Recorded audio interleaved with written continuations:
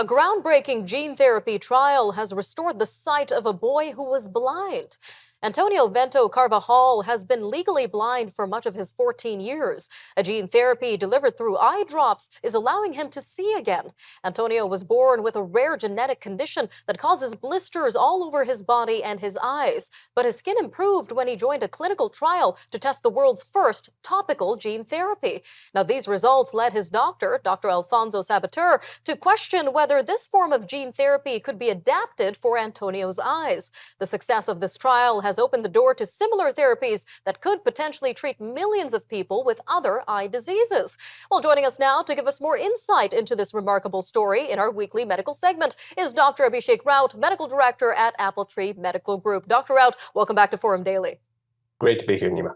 So quite the story we have here today. Can you walk us through Antonio's experience in detail and how this treatment was able to help him?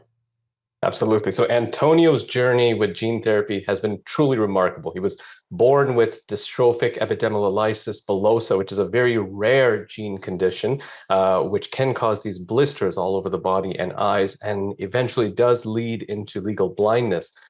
So he participated in this trial for topical gene therapy, which turned out to be quite the game changer for him.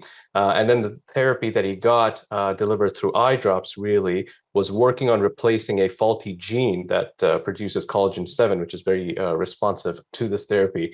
And what we found over time was it helped promote healing. There was significant improvement to the vision. And it shows really a remarkable transformation with a lot of the cloudy scars that we take with photos, all of them actually slowly disappearing as well with months of gene therapy. Now, this story definitely left a warm feeling in my heart, Dr. Raut. What do you make of this story as a medical professional? Right. So as a physician, I mean, this is exactly why we go into medicine, right? We find it very inspiring and groundbreaking. And gene therapy here, it shows immense potential for treating very previously untreatable genetic conditions. Imagine restoring someone's vision in a patient who was legally blind due to a rare genetic disease really brings a lot of hope to a lot of different patients. And it certainly opens up the doors for many avenues as well to approach novel therapies like this one. And we know Antonio was part of the world's first trial of topical gene therapy, so it is relatively early, but what do we know so far about topical gene therapy and how it works? Well, it's an extremely innovative approach in the field of gene therapy, which is innovative in itself.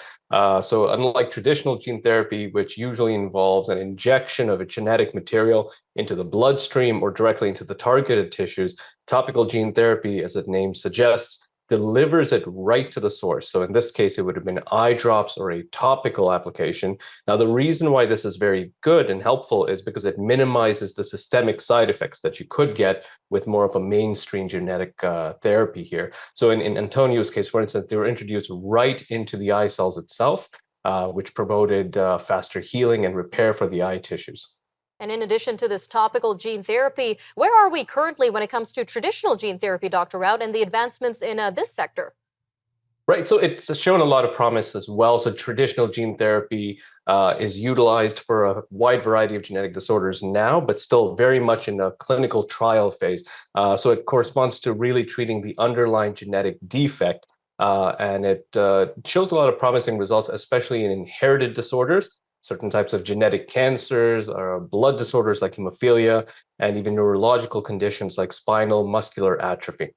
All right, Dr. And we mentioned that Antonio's results may open the door for more treatments for eye diseases in particular. But how far are we from getting to that point? I think what we are seeing here is that the news is very promising, but it is just a start. This particular trial has really laid a foundation for exploring the potential for topical gene therapy. I think research still needs to be done to gain a very deep understanding of the underlying genetic mechanisms for it, and rigorous testing, regulatory approval as well. But it always starts with these initial stories here, because then we know it's possible and we know that we can pursue it. All right, Dr. When taking any kind of drug, treatment, or therapy, there are always risks to consider. So what are some of the risks associated with gene therapy, Dr. Raut? Right. So just like any medical intervention, there are going to be some inherent risks. This can really include immune responses to the viral vectors used for gene therapy. We usually use some type of virus to deliver it. There's unintended consequences of genetic manipulation, or even on-off target genes we may not be completely accurate in which ones we turn on and off. So typically, these are very closely monitored, and we have regulatory authorities that closely assess the safety data before it's released to the broad audience. Always an informative interview, Dr. Raut. Thank you again for your time today. Thanks so much for having me.